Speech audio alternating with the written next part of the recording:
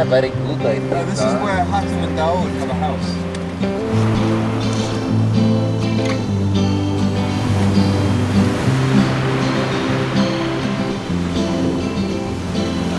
There have been really intense winds on the island these past few days. That's why I had to rush out of the little secluded beach I was camping on for a few days. So I caved and I booked a room for one night just to have a hot shower. The storm kind of acted as a reminder to cherish these last moments as a community. So I feel like a new person. I feel like I'm ready to go back to the camping, ready to, just enjoy this last chapter of the trip.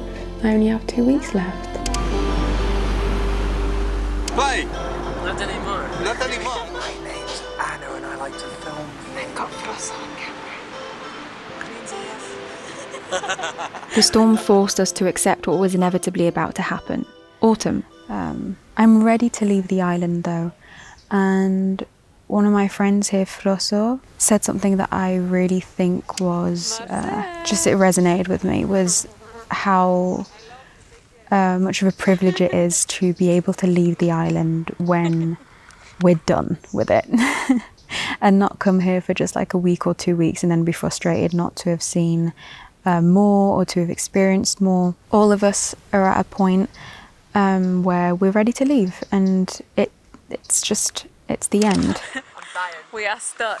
I'm tired. Seeing everybody leave one after the other was emotionally draining, especially given the fact that we couldn't. We were waiting for Nikos and Jules to get back from their mountain hike expedition, which could take days. Once they were back, it was only a matter of time.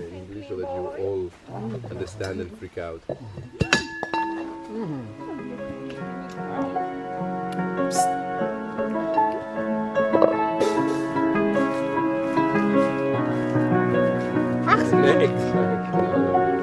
Because you know why? Because of that.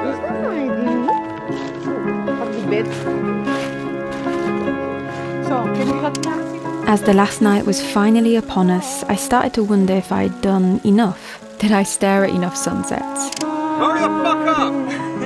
Did I truly appreciate having that mountain as my back garden for 2 months? Did I even look at it enough?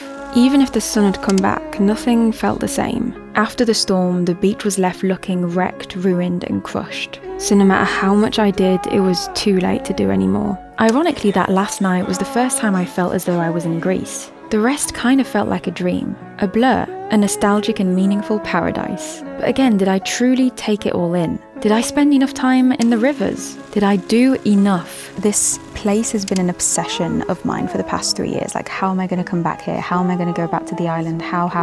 From one summer to the next, I didn't have enough money to come back, and finally I had the opportunity to come back this year. And it's weird that now this obsession has come to an end. Like, I've lived it now. I've lived the return to the island, and it's over. And that's weird. Watching that last moonrise over that powerful yet comforting mountain, I knew I did. Because I found closure, and that was enough.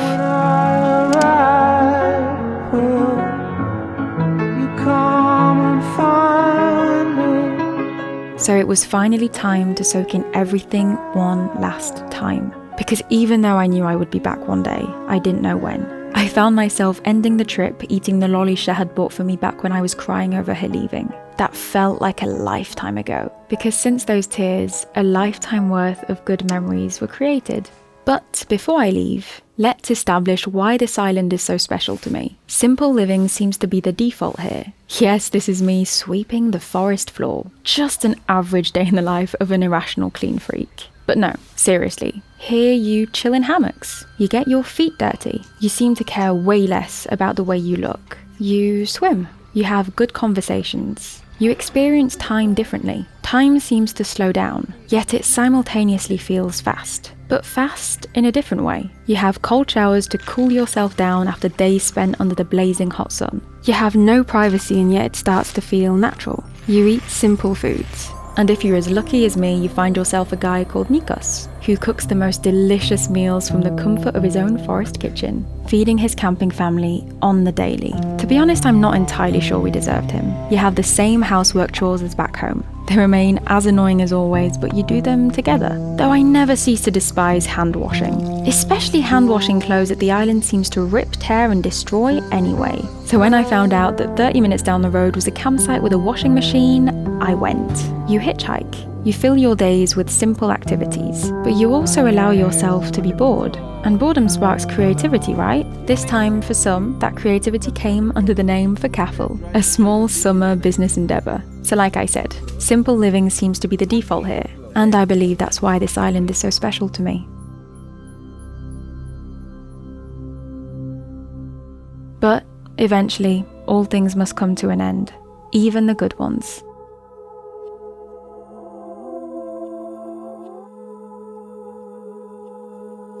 It was time to pack away my things and undo everything that had made my little space in the woods feel like home. I tried to avoid placing any form of attachment onto them, as I knew that this moment in time was fleeting and that was a certainty. But you can't help but feel a certain heartache when letting them go, because these things were attached to heartwarming memories. Most things were taken to the so-called give and take and had found a new home within hours, while others were sadly destroyed beyond repair. Either way, these things were not going to be in my life anymore, nor were our little furry friends. We named this one Bobby, and he had stolen my heart. But beyond the heartache, Feel ready to leave. Not happy, ready. What about you? Something is hurts like every year, but yeah, I'm ready to leave. I have many stuff to do. I feel quite happy for that. Bye, Bobby. Bye-bye. Rosa, final thoughts? You paint yourself white and feel annoyed. There'll be something missing. however, we weren't all leaving. It wasn't the right time for all of us. We were leaving one family member behind to be the last man standing. Back to fucking Reality. civilization. And it felt weird. I would cry. I love you, Jules. Hope again this motherfucker stays where I... But it was out of our hands. And regardless, Nikos, Froso and me knew it was our turn to leave. That was a given. Take care, malaquito.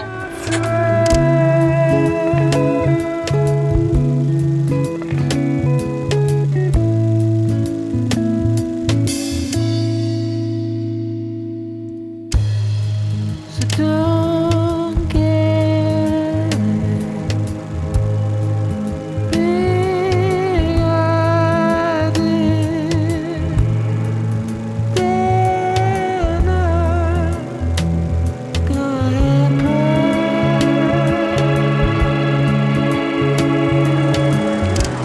We're back to cement. How do you feel? I can't breathe. The people, the cars, the traffic, the bars, the restaurants, the crowds. The anxiety was starting to hit hard. But I'm grateful I wasn't facing these feelings alone. Until I was.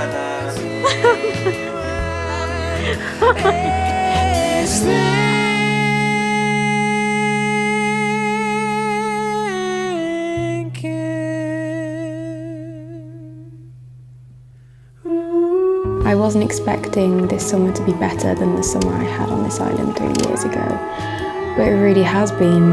While I was very rapidly readjusting back to my usual privileged Western comforts, the memories were at a peak of nostalgia, and I let my mind marinate in them.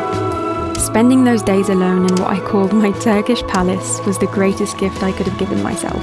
I allowed myself to process everything in my own way, in my own time, and in my own space. I believe this is why the obsession finally came to an end. I faced everything head on and allowed nothing to linger. These comforts that seemed so luxurious only days before were now my new norm again. My island life already felt so far away.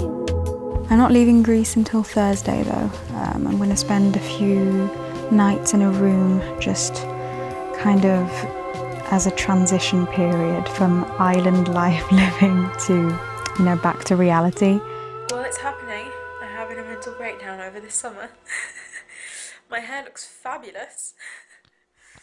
Oh my god. I can't really put into words how this summer felt. It felt like an ending of this obsession with this island for the past few years, but it was the most beautiful ending. I'm gonna go back one day to the island. I don't know when though, just because the meaning this place has for me is so deeply personal. Yesterday I had a little bit of a breakdown about it.